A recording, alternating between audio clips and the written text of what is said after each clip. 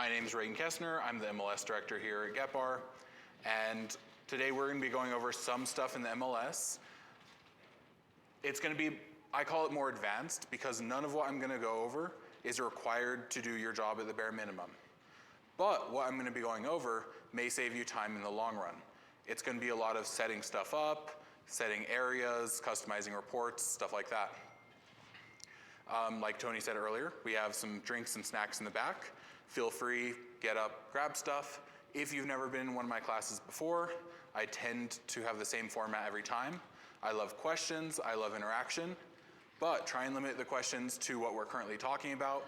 If we get on too many rabbit trails, it confuses everyone involved. If you have something that you have a question about, I don't go over it. Every time I host a class, after the class, I stay basically until GetBar closes, answering questions with people one-on-one. So especially if it's something very specific, then stay afterwards. I'd love to sit down with you and go over the problem then. That way we also don't take too much time out of everyone else who came. I try and limit all of my stuff to an hour. Depending on how many questions we get, it may go above, it may go below. Realtors always have stuff on the go. So if you have to leave, that's no problem. The whole thing is going to be recorded on the MLS YouTube channel, so you can watch what you missed there. For anyone not familiar, when you log into the MLS, you're on the MLS dashboard right here. This is where you'll find the GetBar MLS YouTube channel, and that's where I put all the recordings for my classes. Yes? Yes, so it's going to be the GetBar Guest Network, then Realtor 21. The A is an @ symbol.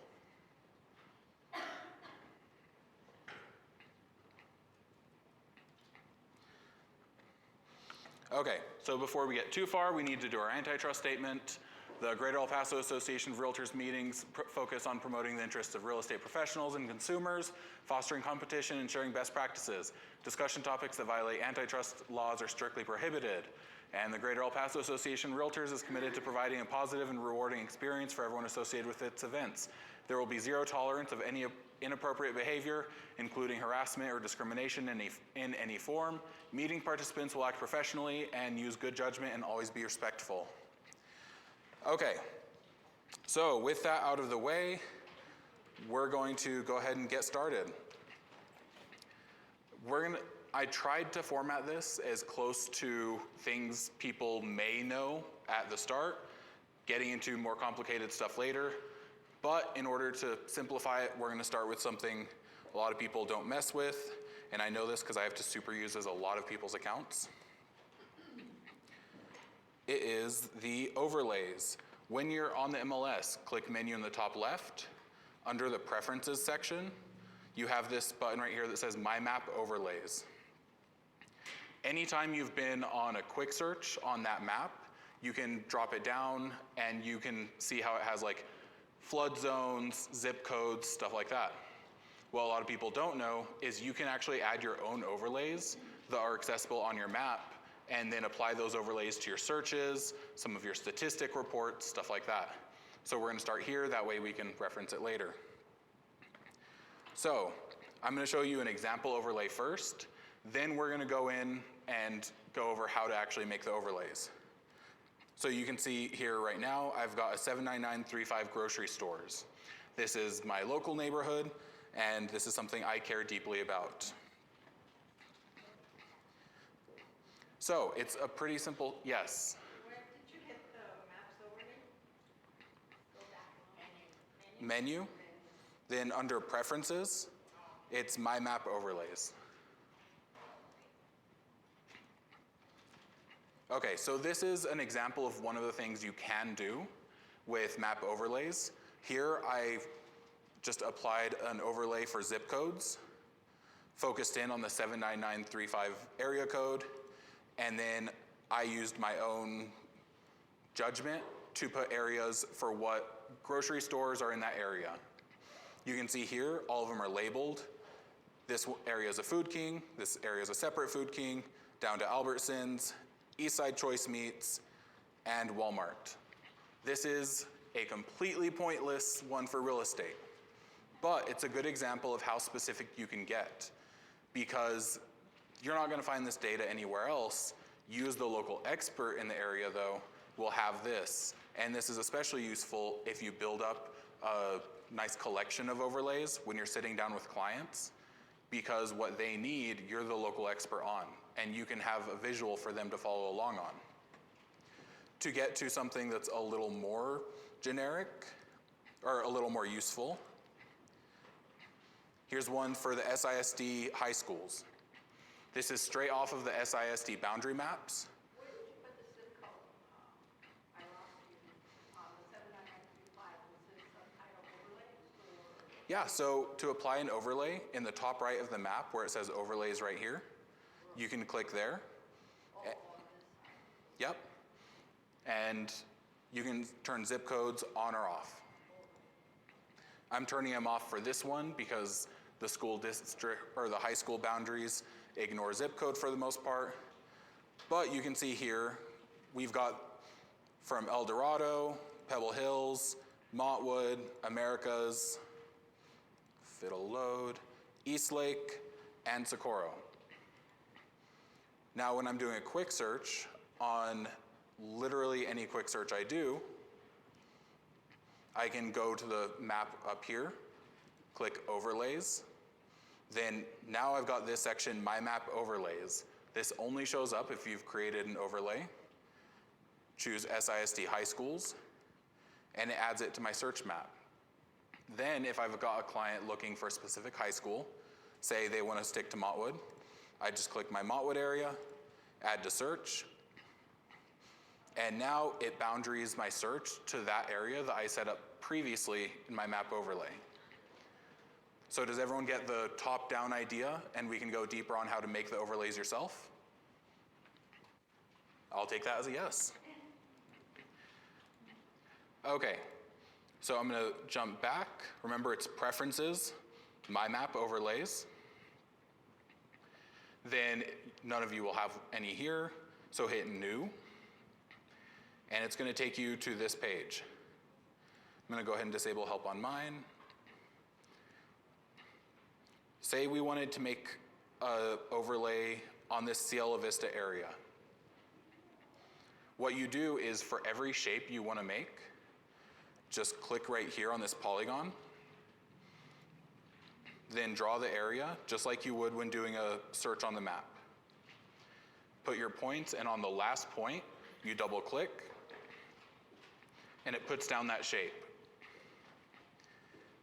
Once the shape is down, you can click on the shape, and right here where it has the color and the name, click edit, and that's where you can change the name. So we'll have this one be Cielo Vista North, and we'll make it a nice green. Then when we close that, you can see over here on the right, it's labeled as Cielo Vista North now instead of just the generic shape. And if you mess up just a little bit, you can hit edit shape, and you can drag these points around to modify the shape. So if you are a little off on your click, you don't have to start fully over. You can just modify the points a little bit, and it'll clean up the shape for you. So that's one shape, but an overlay is not super useful with just one shape. To leave the edit, we're gonna go to the bottom right here, hit leave edit shape mode, and now we're back to the normal page. And actually, let's edit that back because I dragged it too far. I'm gonna drag this back up to edge mirror. Do you click it once or twice? Like the little circle when you move it? Oh, I just click and drag. Okay. Okay, so now let's do a little shape for Cielo Vista South. We're gonna go right here and just outline it.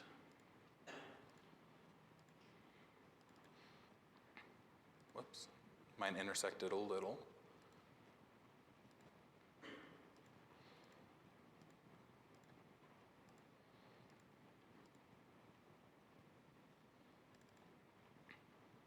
Okay, so we've got another polygon down. We're gonna click here, click edit, and Cielo Vista South. We'll make this one a nice orange, close, and we've got a functioning overlay now. So we're gonna go ahead and hit save here. You can add as many or as few as you want, but I recommend more just because it makes them more useful overall. Then we're gonna name it Cielo Vista Area. And just like that, we've got a usable overlay for us to use later in some other tools, and I'll be going over some of the specifics on those. Any questions on the creation of overlays? No? Perfect. Yeah.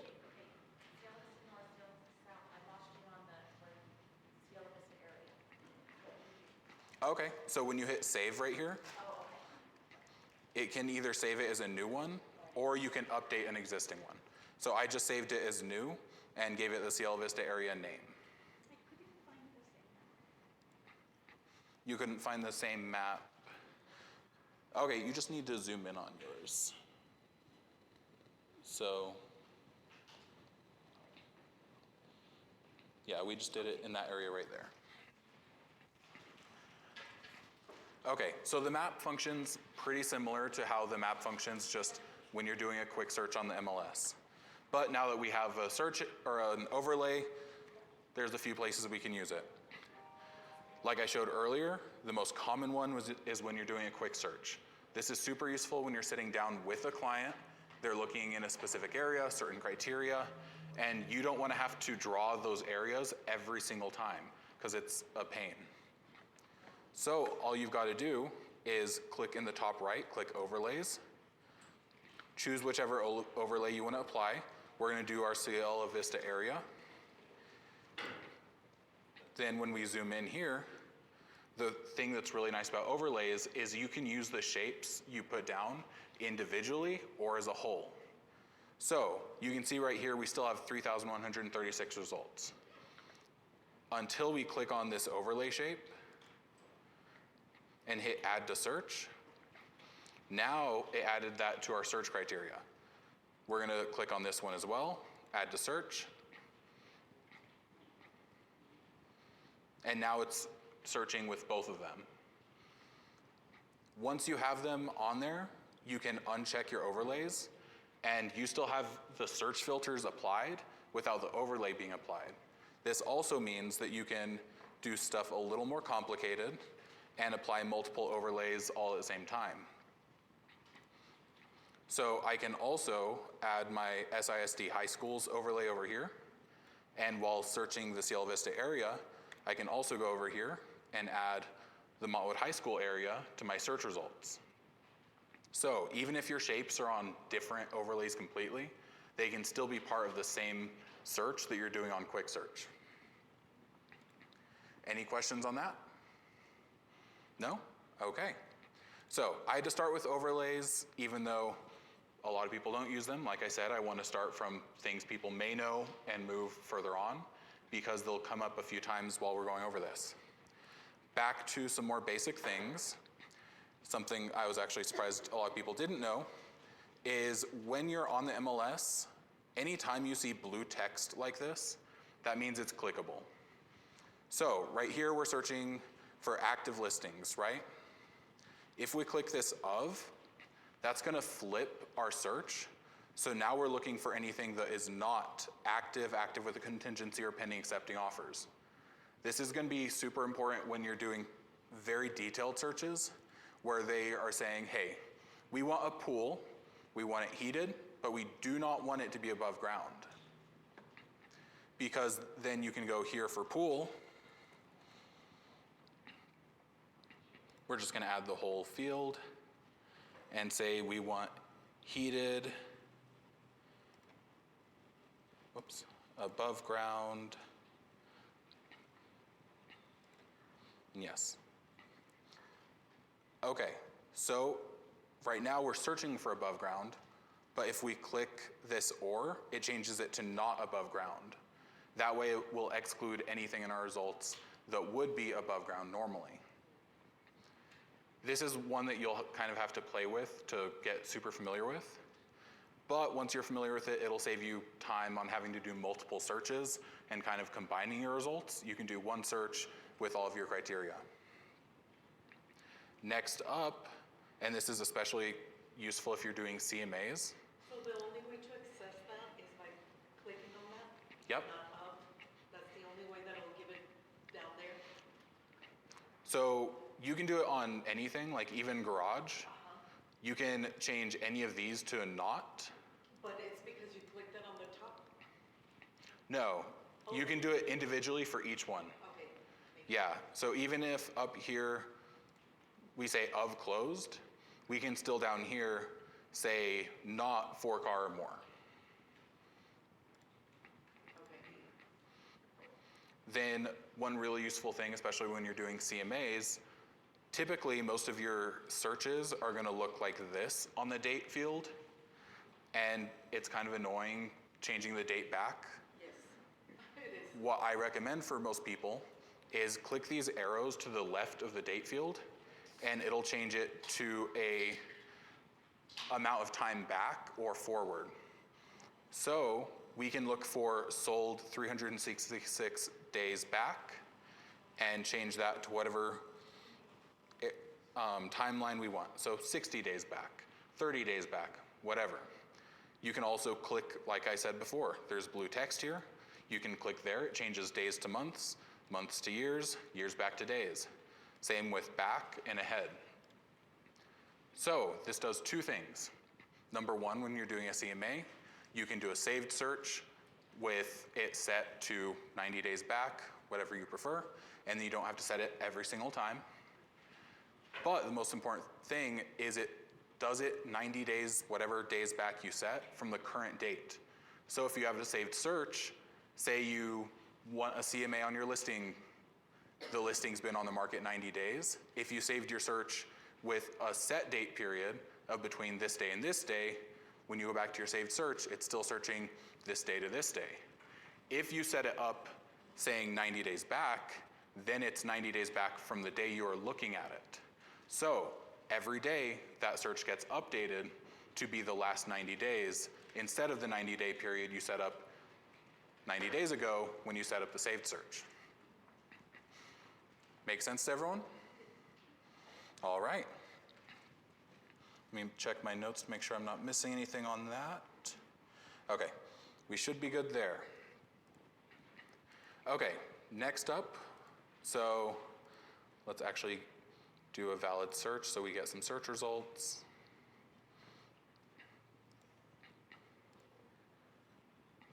Okay, we've got some search results and we moved over to this list view. You can also customize this top-down list view because not all of the time is all this going to be useful. Like when you're searching residential, a lot of the time acres isn't going to be super important. The list date isn't going to be super important. The parcel ID you may not want in your top-down view. So what you can do is click on view right here, and it'll pop up this little dialog. So we're just going to name this test. I don't think I have one named test here yet. Perfect. You can either have it show the photo when you're on that list view or not. I don't like it, so I'm going to put no. Then you can go to fields.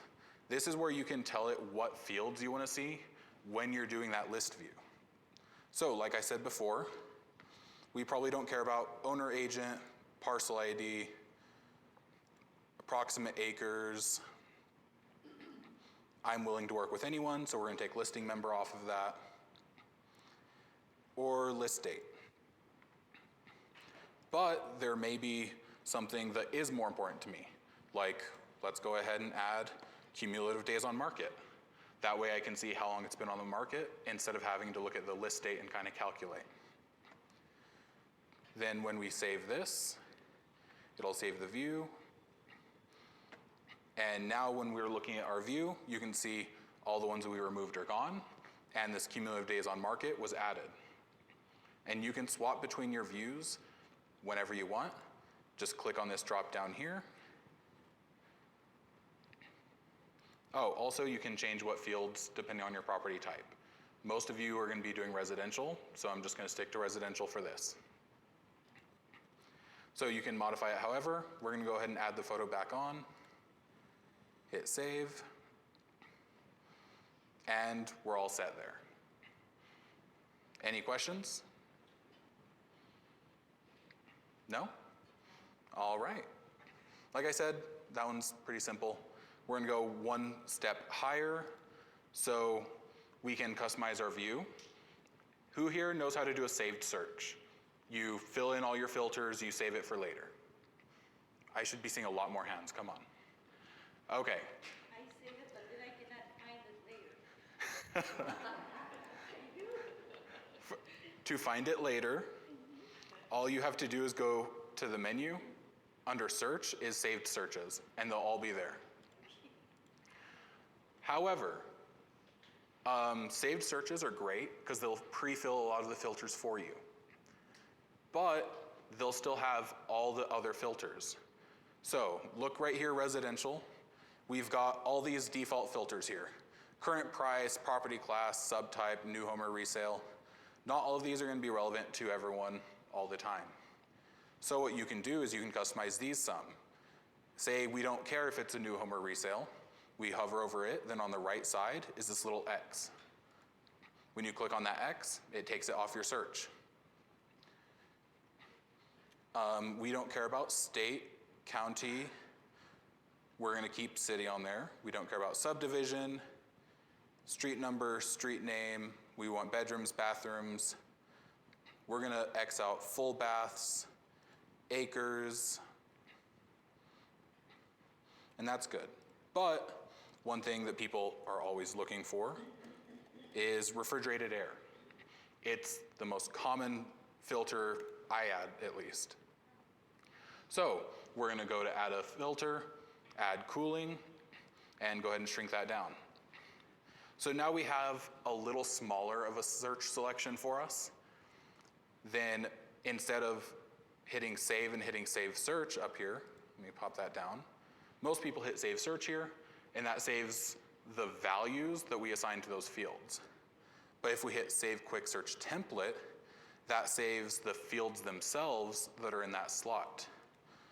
So we're gonna name this, whoops, if I can type, 2025-04-29 class. And we're gonna give it the residential view, because that's what most of your defaults will be. So that's gonna set it as a quick search template. Now we're gonna leave our quick search completely, go back to quick search. You can see by default, we're still in this residential view. It's got all of the stuff, it doesn't have our cooling.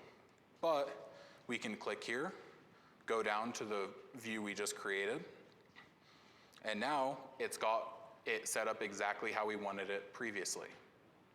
You can also set, if you only use a certain type, you can set it as your default, where every time you go to quick search, it will be on that quick search view for you. Any questions? Did anyone miss how I did that? Yes. I wanted to ask on the field to add, there's some homes that have two masters, but I don't find it unless you go into all the information on the listing. Is there anything like that? Whoops. I'm not sure off the top of my head if we have a two master field. Yeah, interior features 2+ master BR. But that does require the listing agent to fill out the listing. Oh, yeah. Yeah. Well, that's great. Thank you. Yeah, one trick that a lot of people don't know is, so the search filters right there, it mainly does the fields that people fill out. But if you're looking for something that people only put in remarks, for some reason they never fill it out when they're inputting the listing, type remarks when you're adding a field. And we have a lot of C remarks, so you'll have to scroll some. And go to this remarks and miscellaneous.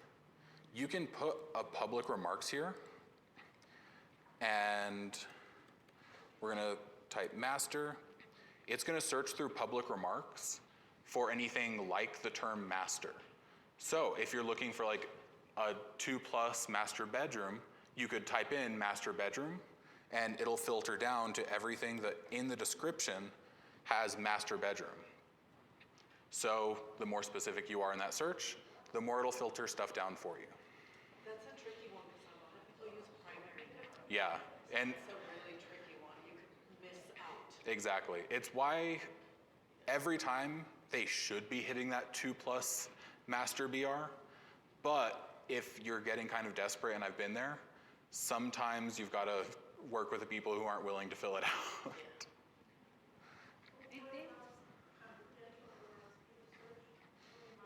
Yep. You can do confidential remarks right here too, and it works the exact same as the public remarks. When they say see special remarks, there's nothing. Where do you go to find the remarks? So what I do when I see that is I go to the top here. Let me pull up a listing. So like, say they had see remarks, I go to remarks and there's nothing there. So I go to the top right here and hit report violation.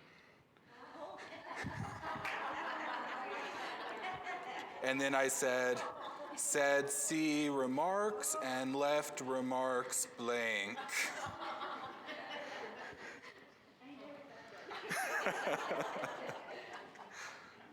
Always go to read.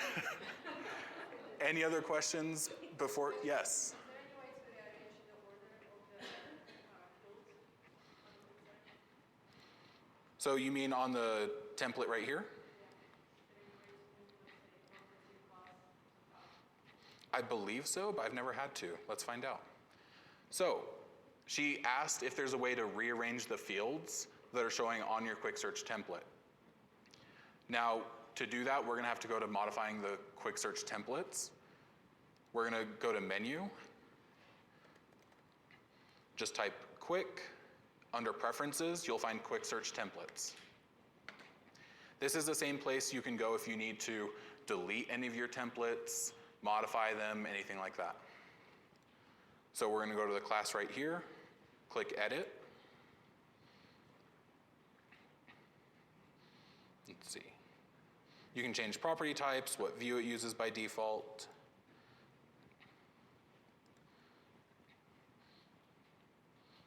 Here we go.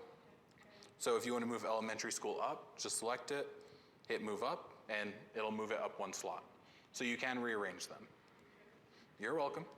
Any other question on quick search templates?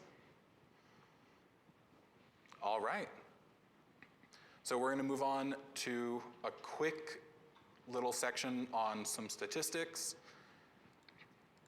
Not many people know this, but if you've ever got a listing where you are on the edit listing page, there's this little button at the top that says activity. If you click here, it's going to show you the activity on your listing, where people are viewing it. You can see this one's primarily viewed on FlexMLS, but it's getting some hits on IDX, being emailed to people, being used as on the client portal. You can also see what's happening when people see it. So people have been sharing it, but no one on the portal has contacted agent or done open house feedback or just a general message on it. This is a good place on your listings if you're like, is anyone even seeing this listing on the MLS? Are they sending it to clients? This is a good place to go check because it'll show you if your listing's being emailed out to people. We had a question in the back. Yes, I'm sorry, I didn't see how you started this. Go back. Yeah, so I don't have any listings, so I have to do it on a random listing. But when you're changing a listing that you're the listing agent for, click activity right up here. And it'll take you straight to that page. And the nice thing about this is you can even set a date range. So if you're gonna be meeting with the seller, anything like that, you can say, hey, these are the numbers for the last 90 days, and let's meet next week. I'll give you that week's numbers. Thank you. You're welcome. Can I see what's the information that's there? Yeah, so you've got some basic information there. It'll give you the original list price and list price, down to where people are seeing it. So this one is primarily FlexMLS, but some people are getting it over email, IDX, and portal. Down here, you can see what's happening when people or how people rate it. This is typically when clients are on the portal, they can recommend it to their agent, they can save it, stuff like that, or they can hide it if they really don't like it. You can see that here. And then finally, actions people took on it. This is how many times it was shared in the last 90 days, how many times a client on the portal contacted their agent off of it, and gave open house feedback and sent a general message. You can also go down here and see if someone saved your listing, what other listings did they save? Down here you can see if someone viewed your listing, what else did they view? This is a good way to get a list of what your actual competition is, because if someone saved your listing and the listing next door, you know that they're looking for something in that area. And where, is this just off the MLS? Yep, this is just straight off the MLS. So if you're not looking on Zillow, that won't happen? That will be part of the IDX feed. So if we scroll up here, this FlexMLS IDX includes Zillow and stuff like that. Yes. What is the hide by agent? Where would they exit from? So an agent can hide a listing from their client's portal. And I'll go over that a little bit more when we go over the client portal. I'm saving that one for a little later because it may take a while. Any other questions on that? No? Yes. Yes. Exactly. It's only listings that you have edit access to. So if you're an office administrator, you'll have access to the offices. If you're a broker, you'll have access to the offices. If you're neither of those, they're only where you're the listing or co-listing agent. Yes, in the back. Yes, on the actions people took on the listing, count number 4, that means they shared that listing, other agents shared it with other people? On this shared 90 days? Yeah, that's being shared either from the client on their portal, they're sending it to their cousin, uncle, whoever, or it's someone on the MLS sharing it with a client. Now, okay, so I'm on my listing. Uh-huh. How do I get to that? So when you're on this page, just click activity right here.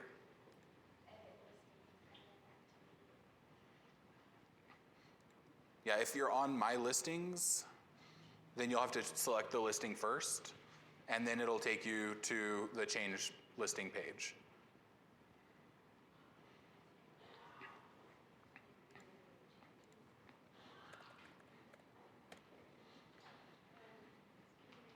Yes. We have some problems with spelling, like if somebody may spell a street with an S and T and somebody with a C. And how do we ensure, I think they, or how do we combine the two of them? So someone put up a listing with the incorrect address? Yeah, I'm thinking about something I have. Mm-hmm. Spelling of the street is different by different Uh-huh. same street. So if I'm looking the way I spell it, it's not going to show up. And only my listing is not going to show up. So I recommend just using Central Appraisal District for spelling on streets. If you see someone with it spelled incorrectly, then go to listing, top right, report violation, so on and so forth. Yeah. Because at the end of the day, the point of the report violation is to get accurate information. Because inaccurate information slows down searches, like in Tanya's case, where she can't even find the listing because they misspelled the listing. Typically, as long as it's corrected quickly, they don't get fined. Okay, so that's some statistics on a specific listing. But let me go back to my account because I'll need it. You can also see some market statistics for the MLS as a whole and filter it down to certain areas. So click menu in the top left, go down to this statistics section, then click on market summary. So market summary is going to give you a couple graphs, the number of listings, you can customize these some, the listing prices. Yours is gonna look a little different than mine because I changed mine to show the list price and the sale price because I like to compare how much was it listed for versus how much was it actually sold for. You can get your absorption rate, a sold to list ratio. You've got a lot of very nice tools on here. But one of the really nice things about doing it on the MLS versus something like Domus Analytics, which if you ask anyone, I'm a huge fan of Domus Analytics. It's very little work for a nice graphic you can put on social media. But what Domus cannot do versus the MLS is when we click customize up here, click new location, we can go in here and put in a specific area code we're looking for. And Domus can't filter to just a certain zip code. And to take it one step further, I really only care about that Albertsons shape I showed earlier on my map overlay. So I'm only gonna search in that little map overlay shape I made for Albertsons because that's my neighborhood grocery store and I wanna know how houses look around there. You cannot do this with any other tool where your map overlays that you're using for searches, you're also applying to your market summaries to get an idea of what the market looks like in that area. You can also change the report date back. Say we want to do August of 24. And because we have the data share with Las Cruces, you can do this off of both the Greater El Paso MLS and the Las Cruces MLS data sets. Las Cruces obviously won't have any of my Albertsons data, so we'll skip that. Or by property type. All these customizations are 5 minutes once you've gone through the work and set up overlays and stuff like that. That's why a lot of what I'm talking about, you do not need to practice real estate. But if you take the time to go through and set it up, it can save you time in the long run. You won't have to draw shapes every time. You'll have general areas when you're sitting down with clients, you have the MLS open, and you can literally show them, here's where the school boundaries are, stuff like that. Any questions on that market stats? Okay. Yeah, it's okay. So click menu in the top left, scroll down, it's in the statistics section on the right, then market summary. You're welcome. And then if you need to customize it, just hit customize, new location, and you can customize it however you want. If you have certain locations that you really, really like, you can hit customize previous locations. It'll show all of your previous ones, and you can just hit the star right next to it, and it'll be added to your favorite locations. That way you can do favorite locations, and you can see right here I've got a residential inside 79935 with my Albertsons little circle. Okay, any more questions on the market summary statistics?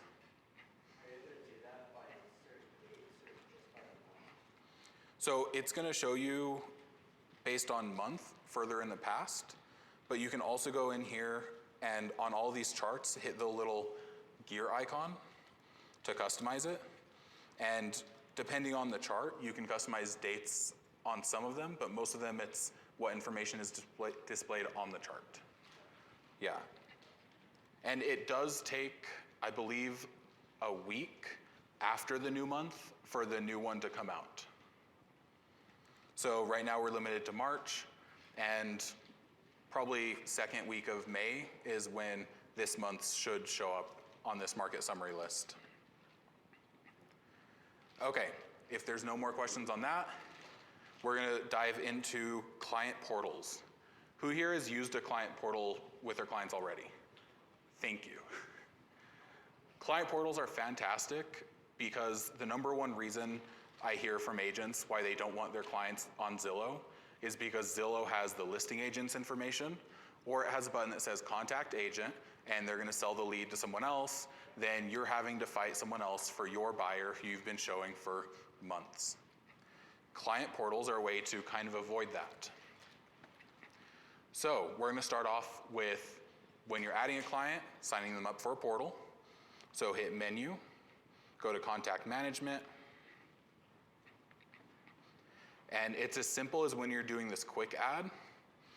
I'm pretty sure it might flag me because I already have myself in multiple times, but let's see.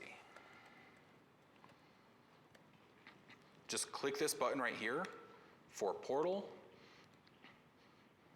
Yeah, if you don't have yourself in multiple times, it will let you add them, and they'll receive an email that they can join your portal. Once the contact's set up, we're gonna go to myself over here. When you're viewing a contact, click portal right here. You can see their current portal status, and just beneath that is your URL to the portal. So we're gonna copy this and open it in a new window so it doesn't have me logged in already.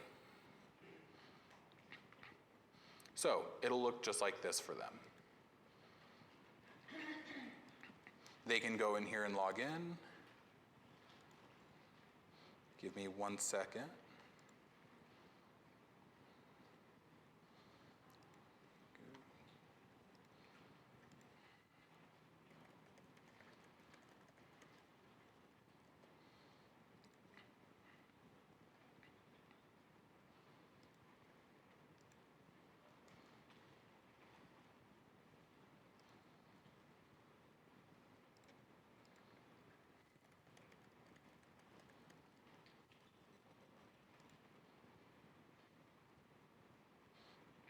There we go.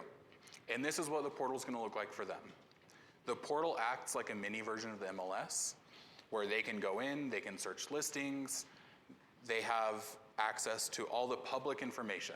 They don't get access to sales prices, confidential remarks, stuff like that, but they can still browse houses to their heart's content, and they can even do it from their phone. The nice thing about the portal is when they're on a listing, they can look through all of this stuff, but when they request a showing or contact agent, this sends it to you since you're the person who signed them up for their portal. So instead of them hitting contact agent and this lead getting sold by Zillow to someone else and you have to fight over them, you're the one that it's going to. The other nice thing is when you're on your MLS, let's reset this back to residential. I know all of you have seen this, but how many have clicked it? This work on behalf of button.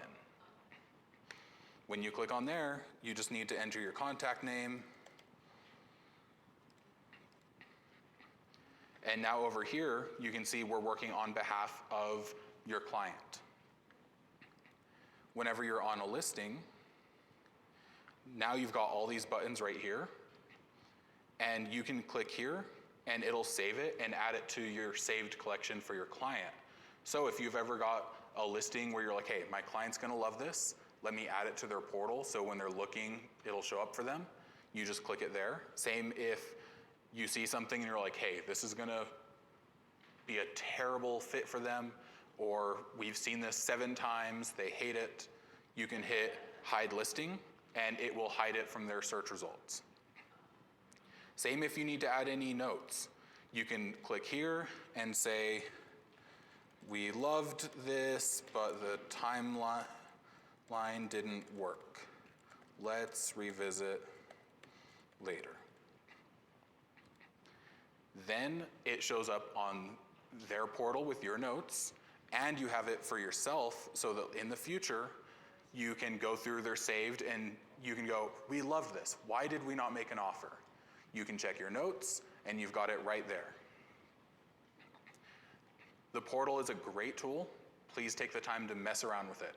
Set yourself up as a client, send yourself a portal invite, especially because it's a lot easier when you're working with a client if you've already gone through the process of signing in as a client, because then you can say, oh yeah, I've done this. This is how you do it.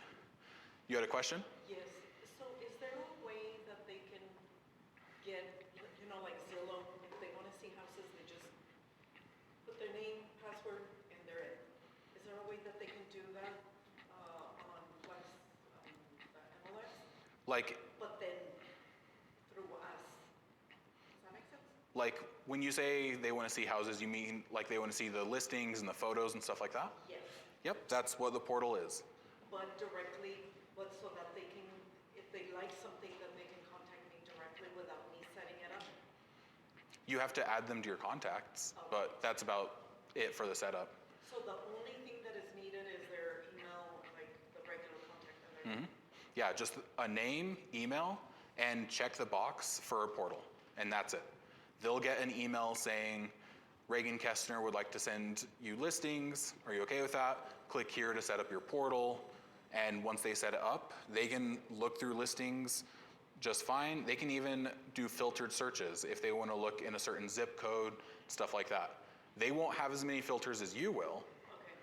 but it's a great way if you've got clients who they're at work, it's a slow day, they just want to browse houses, set up a portal. That way when they're browsing houses, they're on this listing and they hit contact agent, they're contacting you instead of some random agent. Okay.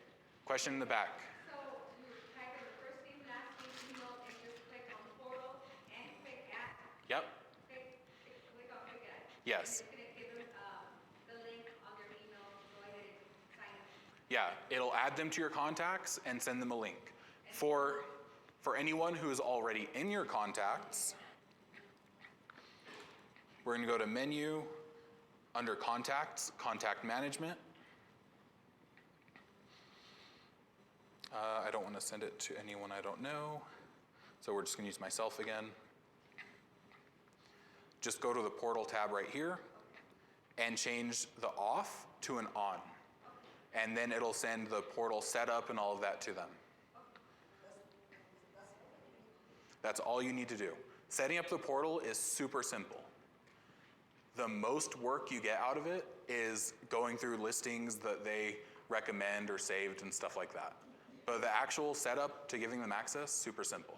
Yes? So one question, I used to invite for photos. Click the invite the photos. So once I put it on, I automatically invite them.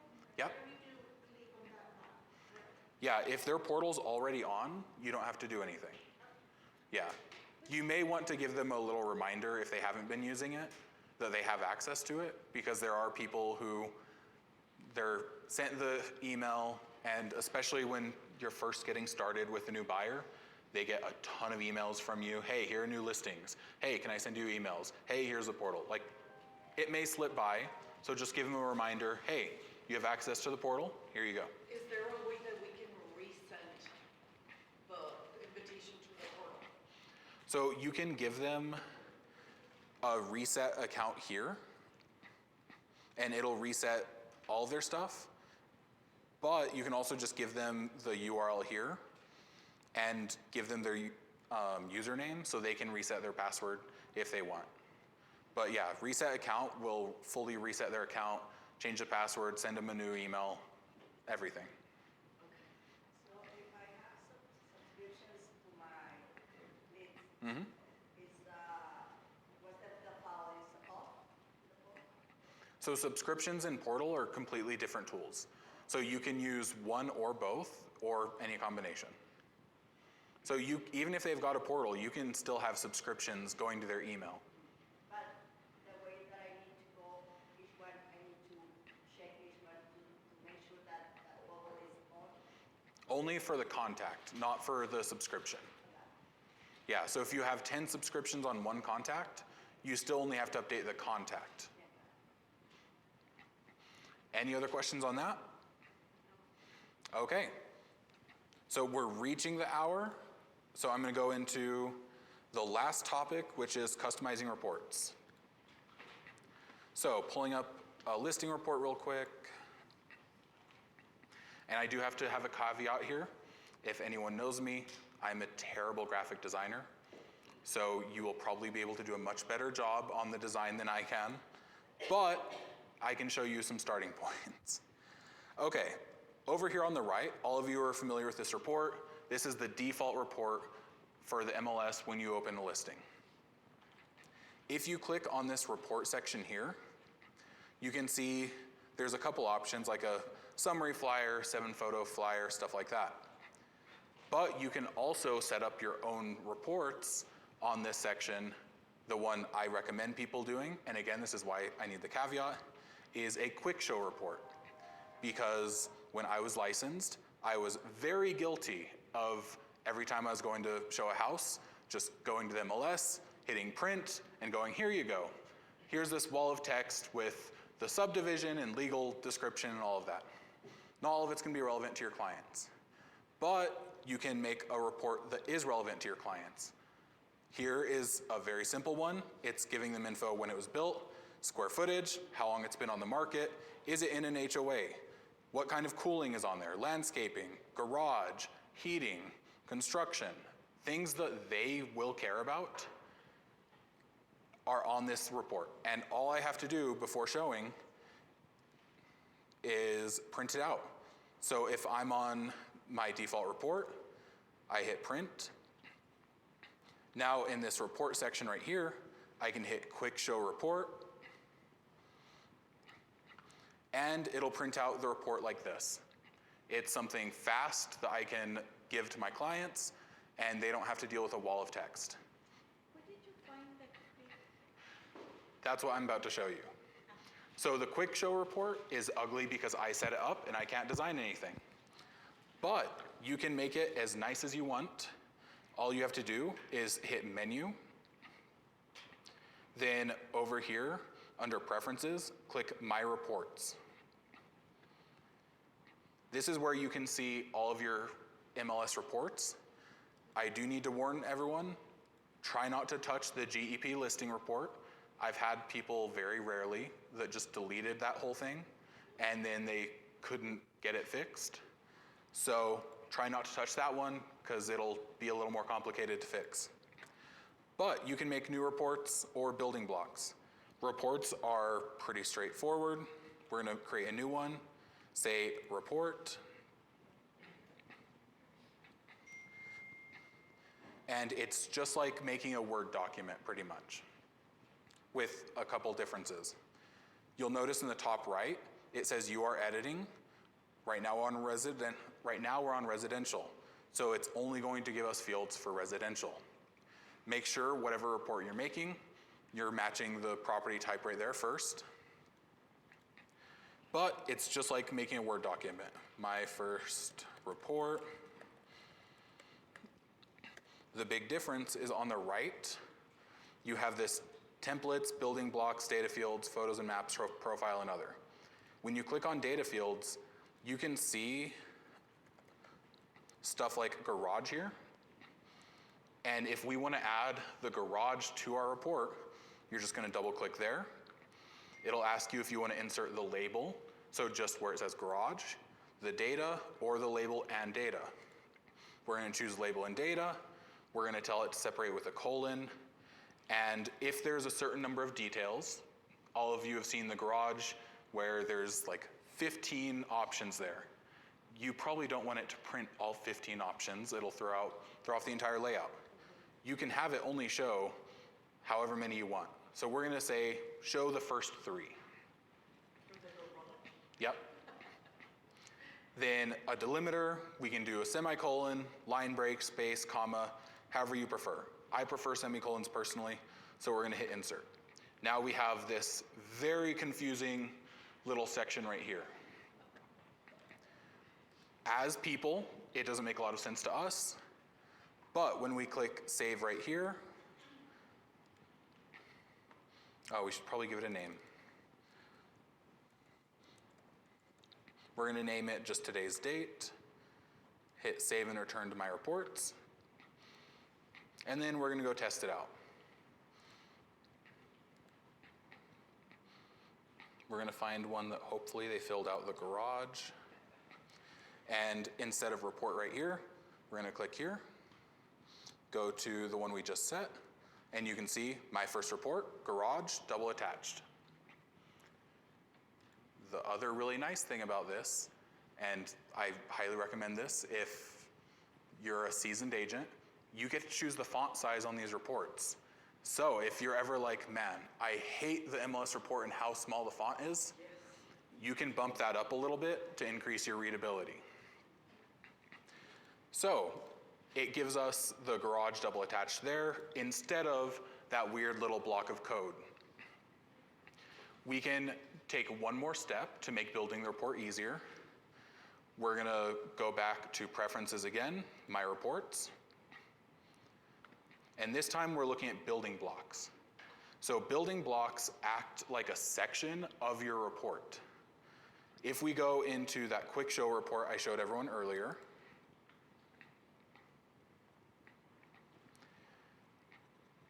you can see there's only 4 things here, even though our report had a whole lot more information. That's because I used building blocks. So we're gonna go back to here, and we're gonna look at some building blocks. Like I used this property information building block. We edit it, change to residential, and you can see this is where we had the cooling, the landscape, the garage, heating, construction, pool, and a nice little header. What building blocks are is you build them, then you can drop them into your customized report. So we built this property information. We can go back to my reports. We'll edit the one we just made, today's date. We'll go down a few lines, and this time instead of choosing data fields right here, we're gonna choose building blocks. Then you can see we've got all the building blocks we have right here. We're gonna add that property information block, and it just added, once again, a bunch of nonsense. But if we save this, return to my reports,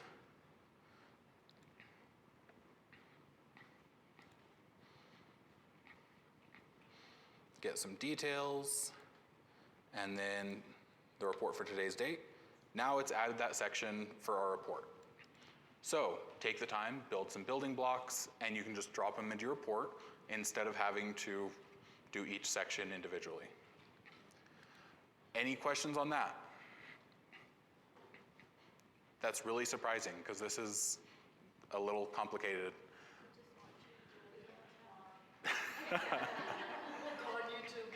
Yeah, for anyone who wasn't here earlier, this whole thing is gonna be recorded. It'll be on the Get Bar MLS YouTube. If you don't know how to access it, just from the dashboard, click Get Bar MLS YouTube. So, that's, One more thing. Yes. The reports, how do you change the frickin' font for like a 14 Oh, okay. point something? Great question. If you just want to increase the font size, we're gonna go to my reports. We'll mess with the quick show report. Actually, we'll do the one we just did. We'll add a new line. This text is too small. All you've got to do is highlight it. Then right here where it says 11 point, we're gonna change that up to 18. And it's going to have that on the report every time. If you just want to preview your reports, because obviously you don't want to be bouncing back and forth between listings and your report, listings and report, you can just hit preview right here. And it'll do a preview of your report from a random MLS number, or you can give it a specific MLS number by clicking down here, typing the MLS number, and it'll show there. Okay, so that's the basics of a semi-complicated topic. I highly suggest everyone go in there, make your own report, mess around with it, see what you can figure out. If you have any questions, I'm here 8 to 5. I would be happy to schedule some time for you to come by the office because it's a lot harder to do that kind of stuff over the phone. So if you need in-person help, you can come in person. Yes? Okay.